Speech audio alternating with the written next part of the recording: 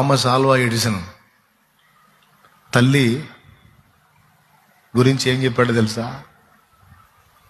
చిన్న పిల్లాడిగా ఉన్నప్పుడు స్కూల్కి పంపిస్తే ఆయనకి వినపడదు.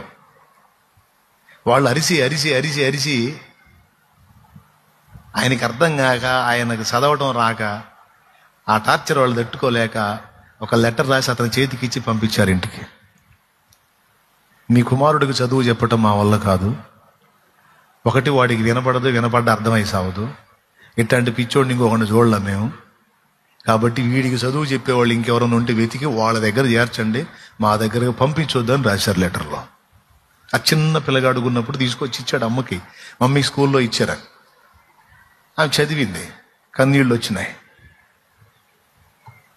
బిడ్డను దగ్గరకు తీసుకుంది. అమాయకంగా అడిగాడు, ఏంటి మమ్మీ అని. అప్పుడు పెద్ద శబ్దంతో చెప్పింది, నువ్వు పెద్ద మేధావంట, నీలాంటి జ్ఞానవంతుడికి చదువు చెప్పటానికి వాళ్ళ కష్టం అవుతుందంట, అందుకని నన్నే చెప్పమన్నారు అని కొంత చదువు తల్లి నేర్పింది. ఏమని చెప్పిందో తెలుసా? పిచ్చి కొడుకును పట్టుకొని, వినపడని కొడుకును పట్టుకొని, ఆ పిచ్చోడిని బట్టి నువ్వు మేధావి అని చెప్పింది.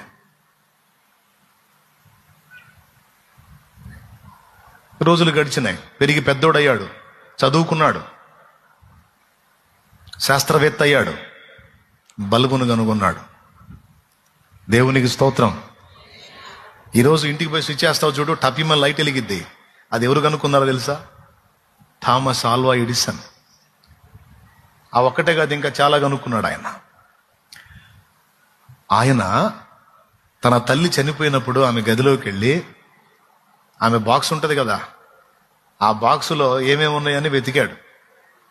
తన చిన్నప్పుడు స్కూల్లో ఇచ్చిన లెటర్ కూడా దాచిపెట్టుకుంది తల్లి. అది తీసి చదివి ఏడుస్తా ఒక మాట అంటాడు ఆయన. తన ఫ్రెండ్స్తో అంటాడు, తన తోటి వాళ్ళతో అంటాడు, నేను పిచ్చోడిని, చదువురాని మొద్దుని, నేను జీరోని నా స్కూల్లో.